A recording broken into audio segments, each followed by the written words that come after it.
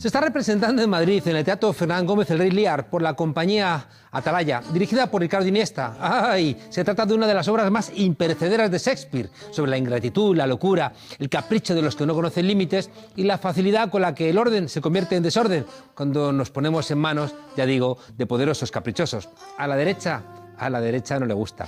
El argumento es de una enorme actualidad, pese a que fuera escrita a comienzos de 1600 y esté situada en la Inglaterra del siglo XII.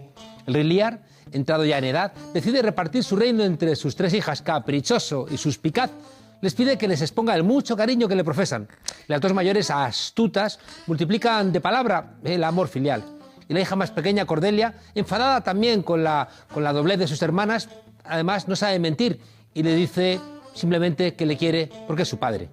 El padre, que confunde el amor con las palabras de amor, castiga a la única hija sincera y la destierra, igual que hace con el más fiel de sus servidores. ¡Ay, esos poderosos que no saben medir realmente quién les sirve y quiénes no! El desorden entonces se desata, la naturaleza enloquece y con ella el propio poder, que en vez de equilibrar el mundo, lo desbarata. Malditos reyes que enloquecen. El poder en la obra es algo dañino. La lealtad es una virtud que se paga con la vida. La visión solo se logra con la ceguera. En fin, y vestirse de dignidad solamente se logra cuando uno se desnuda. En tiempos del PIN parental, el Rey Lear es una clara manifestación de que los padres pueden llevar al patíbulo a sus hijos más sensatos por sus errores. En tiempos de devastación medioambiental, el Rey Lear es una demostración de que la naturaleza es un actor más en nuestra vida golpeada. En tiempos de mercenarios que invaden países, el Rey Lear es una alerta acerca de la necesidad de que la paz esté cuidada por personas sensatas y no por necios ahitos de poder. ¡Ay! Sin embargo, para la derecha madrileña, ¡ay! El Rey Lear, igual que le ha pasado con el Marasade de Peter Weiss, no es sino una invitación a la desobediencia. Además, son tan necios que creen que el problema de Lear son las mujeres malvadas, que son seres que contaminan las buenas relaciones familiares. ¡Ay! Así lo escriben diarios digitales de esos que apoyan al gobierno madrileño, insultando a la lógica del bueno de Shakespeare. En fin, que las tres derechas y ultraderechas de Madrid, ¡ay! El teatro solamente les gusta si sirve a mayor gloria del caudillo. Algo le pasa a la derecha con las mujeres, claro, y con los poetas. Por eso el Ayuntamiento de Madrid ha prescindido de unos versos de Miguel Hernández que iban a grabarse en el Memorial de la Almudena. Quizá les guste más el Viva la Muerte de Millán Astray. Si por ellos fuera, regresaríamos a las prohibiciones en Semana Santa. ¿Al teatro qué? ¿De Lina Morgan? A historias de la Biblia donde la mujer es pecadora. A una Inquisición castigando a los blasfemos y una cultura dedicada solamente a enseñarnos disciplina. Dentro de nada, Shakespeare les volverá a parecer una aberración. ¿No estuvo acaso prohibida la versión de Rey Lear íntegra hasta el siglo XX? ¿No censuraron el papel del bufón porque le falta el respeto al rey? ¿Volverán acaso los libros prohibidos?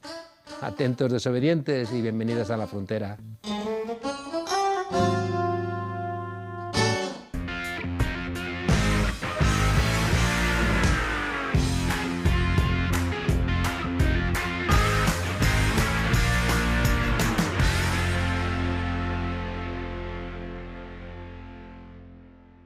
...15 de marzo de 2003... George Bush, Tony Blair y José María Aznar se reúnen... ...vaya por Dios, en las Azores... ...había un cuarto... No suele salir en las fotos, pero fue igualmente responsable y luego le recompensarían. Resulta que Saddam Hussein, antiguo aliado de Estados Unidos, se había convertido en un peligro y había que derrocarle. Naciones Unidas no apoyaba la intervención. Después del 11S, Estados Unidos solo necesitaba para justificar su ira que dos europeos, da igual que fueran sinvergüenzas, le apoyaran. En realidad, lo que no podían permitir los americanos es que la mayor parte de los derechos del petróleo iraquí estuviera en manos francesas. ¿Venezolanos? ¿Os suena de algo? Pues bien, tenían que buscar una excusa y no se les ocurrió otra que convertir a Irak en un peligro para la humanidad, donde al parecer existía un inmenso arsenal de armas químicas. Y al estilo mejor de Ciudadano Kane, el mensaje de Bush, ¡ay, hijo de Hollywood!, fue el siguiente: ustedes faciliten las películas que yo pondré la guerra. Y Aznar dijo: lean mis labios, había armas de destrucción masiva. Y así fue. Aquella gran farsa costó la vida a más de 1 millón de personas, según las cifras de algunas ONGs. Entre las víctimas, 8 espías del CNI. 8 españoles que durante los últimos 3 años habían advertido al gobierno español de que allí no había armas de destrucción masiva. Pero Aznar, que es muy fan de James Bond, prefirió hacer caso al M16 y a la CIA. 7 agentes asesinados el 29 de noviembre de 2003 y otro más el 8 de octubre. Por primera vez en la historia nuestros servicios secretos eran atacados en una misión en el extranjero. Una historia dramática que Fernando Rueda revive en su última novela, Destrucción Masiva. Buenas noches y muchas gracias por acompañarnos. Hola, buenas noches, Carlos. Toma asiento. Oye, claro, aquello fue una cosa terrible, ¿no? 8 cruces más en el gobierno de Aznar. Sí, bueno, fue parte de una historia que tú has presentado correctamente.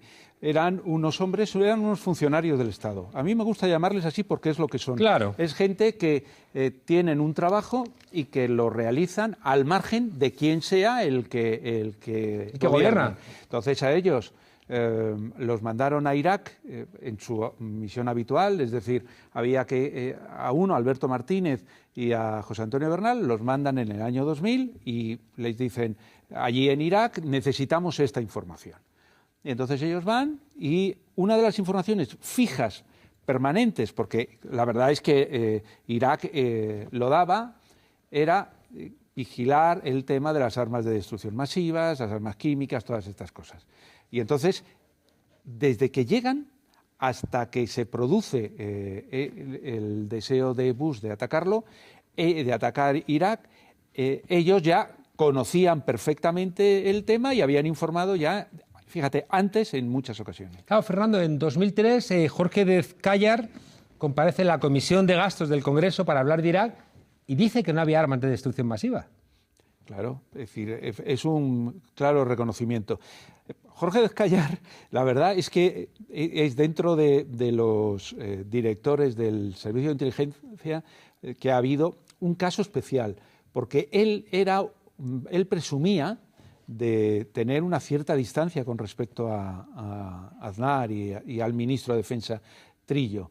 Y él, digamos que no se cortaba al decir y al reconocer, incluso lo cuenta en sus memorias, que él informó con el lenguaje que utilizan los diplomáticos, que ya sabes que no dicen ni blanco ni negro, sino siempre están en los grises, que no había esas armas de destrucción masiva. Y lo sabía porque había 2 agentes, Bernal y Martínez, que estaban en Irak, que llevaban tiempo diciéndolo, pero que llegado el momento, a principios del año 2003, habían ratificado que no existían esas armas de destrucción masiva. Y otra cosa también importante, algo que la gente no entendía en aquel momento, y era que Bush estaba interesado en vincular a todos sus enemigos, acuérdate, ataques del 11S en Nueva York, en vincular a todos con Bin Laden. Y entonces lo vincularon y dijeron, es que Saddam ha apoyado a Bin Laden. Cuando Bin Laden y Saddam Hussein, y no hacía falta estar en Irak, pero bueno, lo dijeron los agentes de Irak, eran como el agua y el aceite. Uno pasota de la religión y el otro ultra religioso, con lo cual no tenían ningún contacto, ¿no? Aznar es un mentiroso. Aznar, en este tema, se puede probar y demostrar que lo era. Verás, que sabía la verdad y sin embargo nos mintió a los españoles y nos metió en la guerra. Él lo justifica. Yo no sé si te acuerdas de una escena, y es un mes antes del ataque, Aznar es invitado al Sakta Santorum de Bush, su rancho, y entonces aquella foto que vimos todos los españoles, los pies encima de la con mesa. Los pies encima de la mesa y tal, ¿no? Posteriormente, varios años después, El País consiguió, digamos, las actas de esa reunión. Y en esas actas figuraba una frase de Aznar que le decía, y es, voy a cambiar la historia de España de los últimos 200 años. ¿Qué es?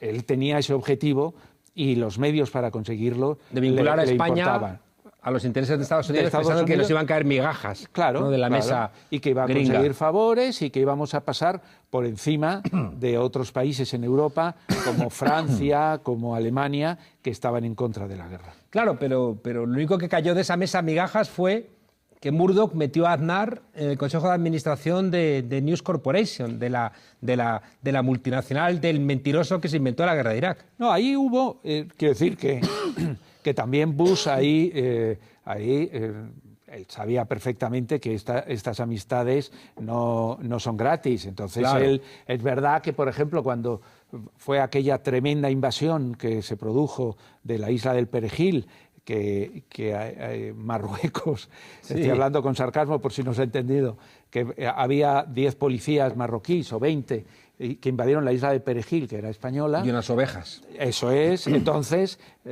Estados Unidos es verdad que apoyó a España. Se dice también que nos ayudaron algo en la lucha contra ETA. Quiero decir, nos daban ciertas cosas. El problema es si eso justificaba el que España se pusiera al frente de una batalla.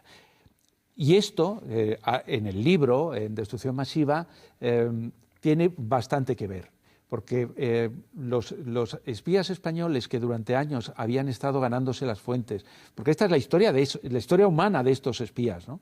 Y la visión que ellos tienen de lo que pasa. Entonces ellos habían estado ganándose una serie de fuentes y de repente todas esas historias que habían contado, unas verdaderas, otras falsas, estamos hablando de espías, cambian cuando los iraquíes ven en televisión y escuchan por la radio al presidente del gobierno español atacando directamente a Irak y diciendo que van a participar en los ataques. Entonces ellos, que tenían muy buenas relaciones, bueno, pues pierden esas amistades y de hecho después de la invasión se convierten en objetivo prioritario de los que tantos le conocían, que era la Mujavarat, que es la policía tremenda de Saddam Hussein, la gente de Saddam Hussein, y entonces se convierte en objetivo y parte de ese fallecimiento, de esas muertes, tienen que ver con esta voluntad, ¿no? Es que leyendo tu libro la sensación que uno se le queda es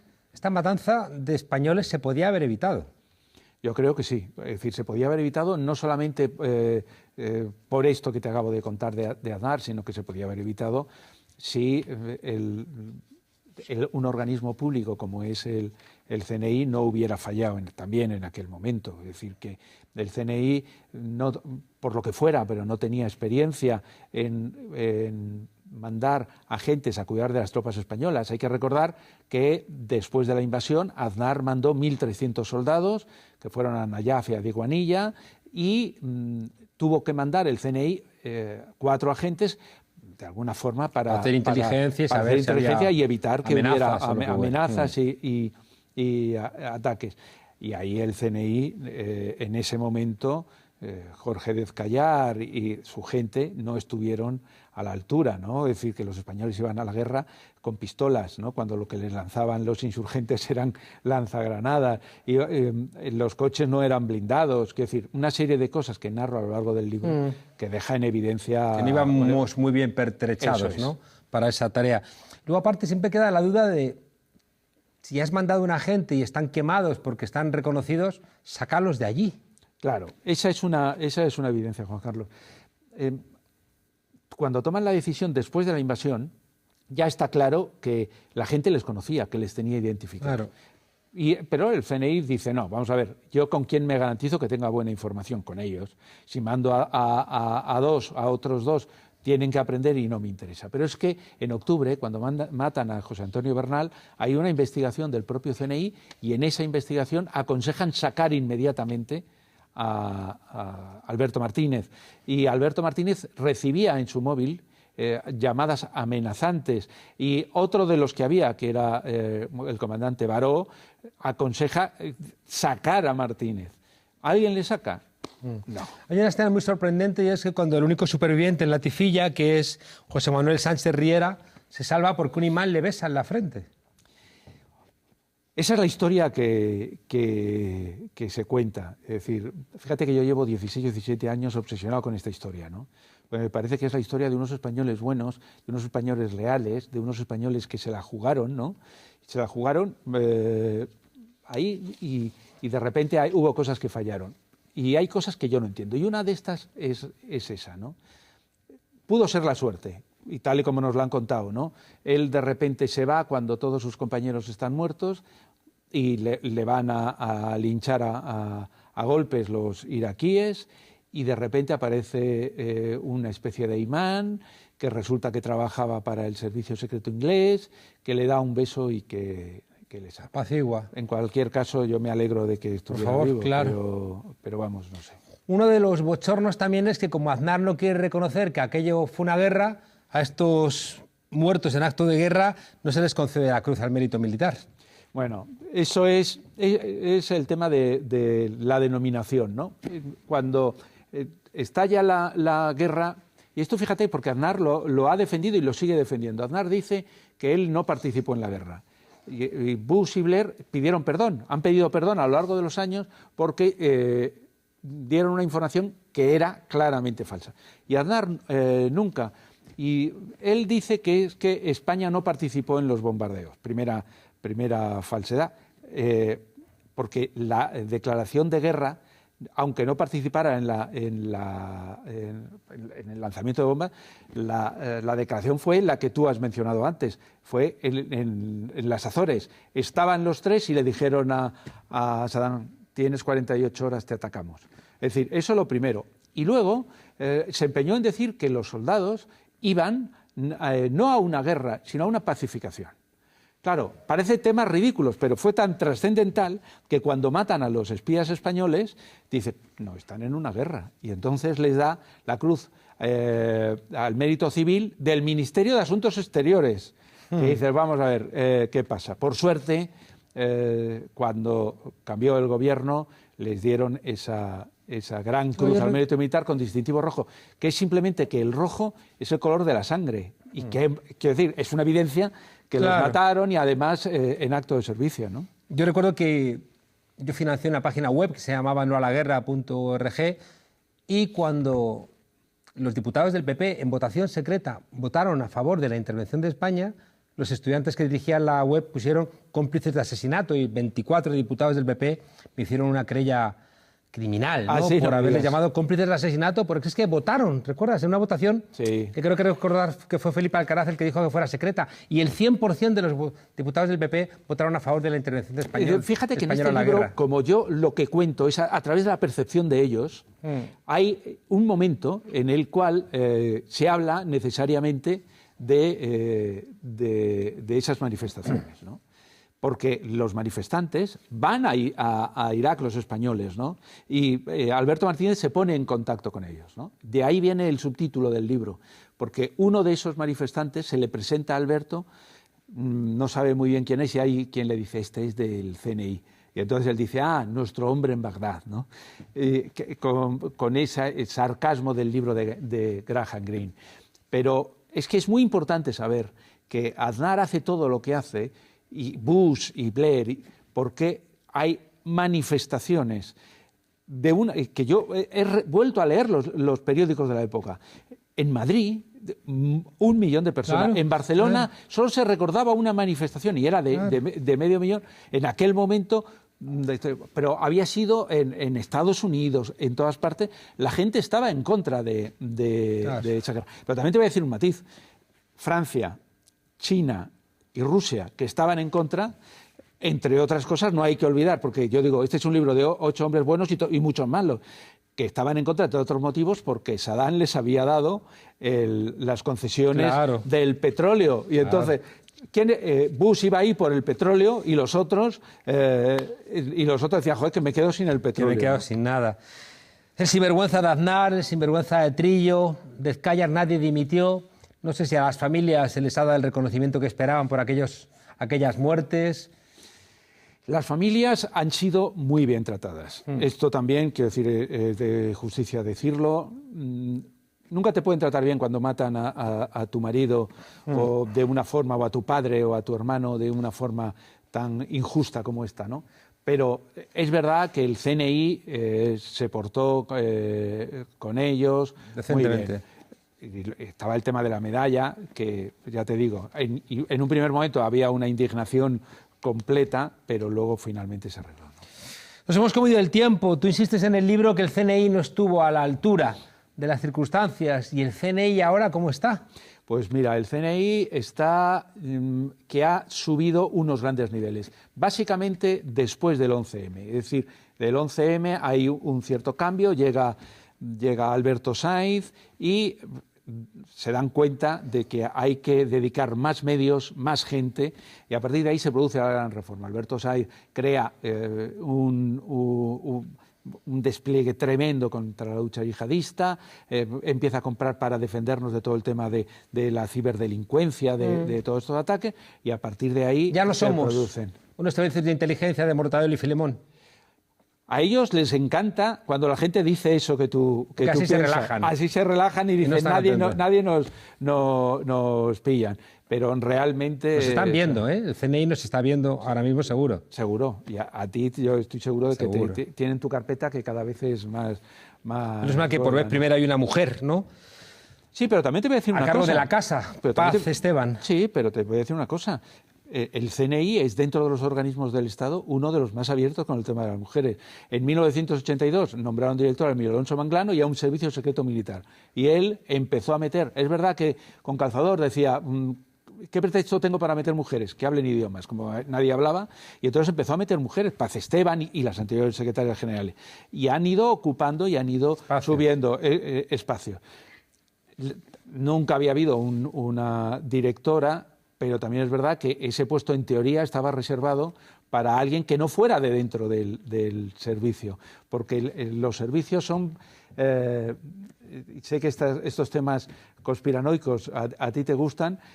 La experiencia internacional e histórica demuestra que es preferible tener a alguien que no sea dentro del servicio mandándoles, porque siempre puede, y de confianza, porque a veces los servicios en general tienden a hacer cosas que a lo mejor quizás no deban. No digo que estos lo vayan a hacer.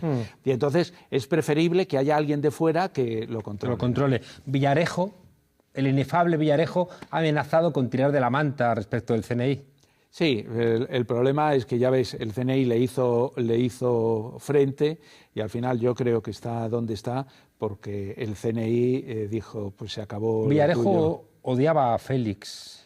Villarejo odiaba a Félix, menospreciaba a Félix Sanz, menospreciaba a los espías y al final, pues estos tienen una seriedad mucho mayor que llama la atención suya, que un tipo tan tosco, ¿no?, como Villarejo haya tenido la importancia que haya tenido en vinculación con grandes empresas, en vinculación con medios de comunicación, en vinculación con los propios servicios secretos. Porque todo el mundo le conocía. Yo cuando conocí a Villarejo hace 25 años, a raíz de un informe Veritas en el cual él acusaba al juez Garzón, al periodista Luis del Olmo y a todos los otros cuantos, les acusaba de todas las guarrerías, de acostarse con inmigrantes, bueno, unas cosas tremendas, y él cogió y me dijeron, ten cuidado porque te va a grabar. Hace 25 años. Se sabía. Y efectivamente, yo entré, tenía un Porsche en la calle y hablamos en su Porsche. Y todo ya se sabía. Sin embargo, fíjate la de gente inocente que ha habido, sabiendo, igual que me avisaron a mí, de que se iba a grabar, y alguien que hace su vida en base al chantaje, en base a todas esas cosas, pues al final los gobiernos del PSOE, los gobiernos del PP...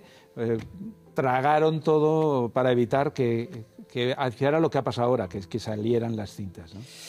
En tiempos de lawfare, en tiempos de ese estado profundo, ¿no?, que es capaz de tumbar gobiernos, en tiempos donde se puede hundir el prestigio de personas, donde los secretos se pueden convertir en armas de destrucción masiva, un CNI democrático es un objetivo.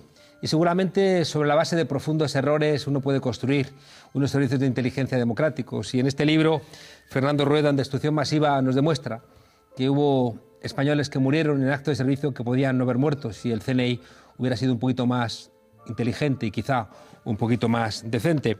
Supongo que no es fácil escribir un libro de estas características, así que te queremos dar las gracias. Gracias a vosotros y a ti. Hasta pronto, Fernando, y muchas gracias. Y sigue con ese coraje de seguir buceando en esas cosas que no siempre salen gratis. Gracias. Gracias a vosotros.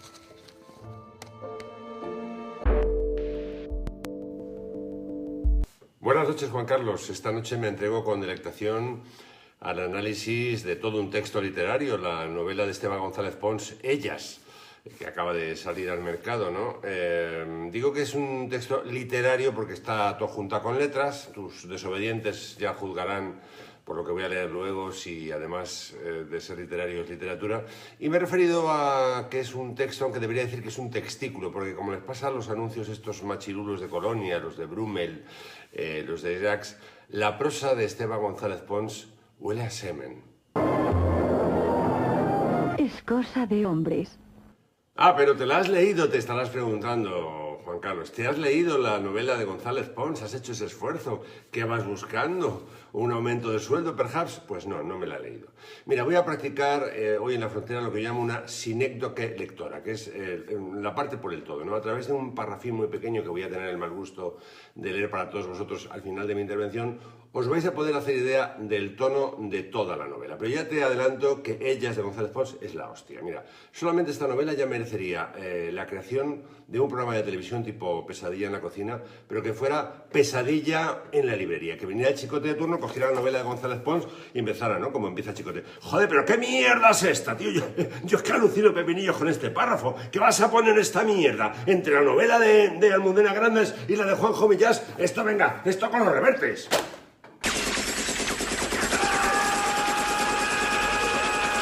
Bueno, antes de entrar a leer el párrafo en cuestión, que te va a gustar, Juan Carlos, déjame recordarte quién es González Pons. González Pons es, sobre todo y fundamentalmente, un mamón. Un mamón de los de la mamandurria pepera, un mamón y un intoxicador. Un mamón que ha estado cobrando sobresueldos del PP no sé cuántos años. Un mamón era diputado nacional por Valencia, ¿no? Antes de ser eurodiputado. Y entonces tenía derecho, el Congreso le paga 1.800 euros a todos los diputados que viven fuera de Madrid para que puedan alquilarse aquí hotel o apartamento y tal. Pero luego nos enteramos que el partido, el Partido Popular, le estaba alquilando un apartamento que además estaba alquilado a una empresa de la trama Gürtel, o sea, que estaba cobrando por dos lados. Es un tipo que llamó a la sedición en los últimos meses de Zapatero, es decir, como no podía echarle el PP, un día de repente apareció en público González Pons y dijo: ¿habéis visto Egipto? ¿Qué demuestra Egipto? Que el pueblo, cuando quiere, puede. Y hoy el pueblo español quiere. O sea, llamando a los españoles a rodear la Moncloa y echar a Zapatero por las bravas porque no podían echarle. Un tío que iba llorando por las esquinas porque a él le habían hecho scratch en Valencia. ¡Ay, me han hecho scratch! ¿Sabes lo que hizo el mamón? Fue a la juez a denunciar a la PA, pues una denuncia criminal, a ver si los metían en prisión, ¿no? Y ¿sabes lo que le dijo la juez? Le dijo: eso es libertad de expresión, González Pons, te la tienes que comer. Ese es González Pons. Este programa puede incluir contenido no apto para audiencias menores de 12 años. Se recomienda discreción. Bueno, ya ha llegado el momento de leer el párrafo en cuestión, el párrafo que constituye el cogollo de mi infierno de esta semana. El párrafo de Ellas, ¿no? A ver, si ves que no lo puedes resistir, no te intentes hacer el machito, me lo dices y corto, Empieza, dice: aquella desnudez indiferente transmitía la plenitud de una diosa madre, cuyo monte de Venus hubiera encajado anoche la embestida de un guerrero lanzado al galope. Pero esto qué cojones es, tío, González Pons, esto que es el sexo del porno que has visto toda tu vida. O sea, la mujer como tabique y el hombre como Black and Decker ahí intentando hacer un agujero en el tabique. Pero qué marranada es esta, tío. Dice: reposaba tan complacida como una mantis religiosa sexual. No hace falta poner religiosa y sexual, ya sabemos el comportamiento sexual de la mantis, que se zampa al macho después del acto, a veces incluso durante, ¿no? A ti te gusta poner sexo porque te excita la palabra sexo, ¿no, González Pons? Te pone cachondo. Es que es una prosa entre cerda y relamida, ¿sabes? Todos los peperos están muy reprimidos, entonces cuando ya deciden desencadenarse, queda todo muy, muy gorrino. Dice: una mantis agotada después de haberse tragado a su amante por la vulva. ¿Pero qué coño? Si la mantis no se traga a su amante por la vulva, la mantis se lo come. Es que está todo mal. Después de haberlo digerido en el útero y finalmente haberlo vuelto... Pues, pero qué asco, tío. Aquí es cuando entra Chicote y dice lo de: ¿pero qué mierda es esta? Alucino, Pepinillos. Enhorabuena, Juan Carlos, te lo has tragado hasta el final. Buenas noches. Se dio enorme coscorrón el Sabina, empeñado en cantar sin mirar en el centro We Think, pero ya todo pasó. Llegó el alta y la UCI olvidó el cantautor que ha adoptado el bombín. Fue un buen susto el que nos dio aquella noche fatal, cuando al dar un ligero traspiés contra el suelo se fue a escalabrar. A Madrid la culpa echó, ciudad para el de malos agüeros, que a veces le impide cantar. Pero Joaquín prometió que por mal que le haya ido en febrero, en mayo volver a actuar. Nos alegramos por él y por Joan Manuel Serrat. Son dos cuates con pico de oro, la frontera los quiere invitar. Y desafiando el oleaje sin timón ni timonel.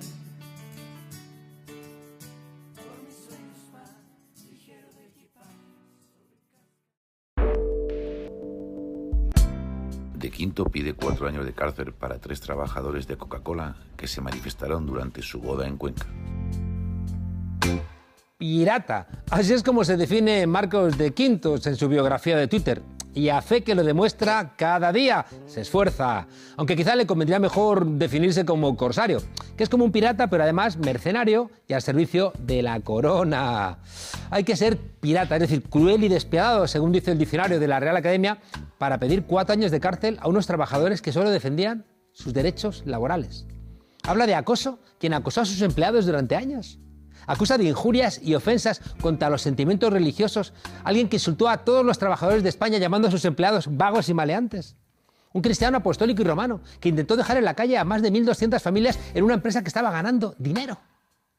Ay, lo que no dice este bucanero de cuello duro y reloj caro es que esas espartanas y espartanos llevaban 4 años de lucha, reclamando derechos a una empresa que tenía beneficios, durmiendo a la intemperie, a las puertas de la fábrica, otros 2 años más esperando que la empresa cumpliera la sentencia del Supremo que obligaba a readmitirlos, y Marcos de Quinto pasándose por el arco del triunfo las sentencias del Poder Judicial de nuestro país. ¿Por qué?